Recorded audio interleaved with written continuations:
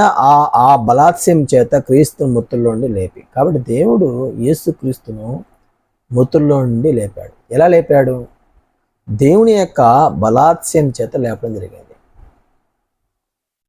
ఈరోజు మన జీవితాల్లో కూడా మనం విశ్వసించవలసిన విషయం ఏంటంటే, యేసుక్రీస్తు ఎలాగైతే మృతుల్లోంచి లేపబడ్డాడో, యేసుక్రీస్తు యొక్క రెండో రాకడలో మనం కూడా మృతుల్లోంచి లేపబడతాము. ఇది మన యొక్క విశ్వాసం అయింది. కాబట్టి యేసుక్రీస్తు ఎలాగ పునరుద్ధాడయ్యాడో, మన ఆత్మలు కూడా మహిమా శరీరం ధరించుకొని యేసుక్రీస్తును ఎదుర్కోవడానికి వెళ్ళబోతూ ఉన్నాయి. కాబట్టి ఇటు విషయాన్ని మనం మనసులో పెట్టుకోవాలి. అంటే దేవుడు తన శక్తి చేత తన కుమారుని లేపినవాడు మనం లేపడా, మన పునరుద్ధారణకు ఆయన హేతు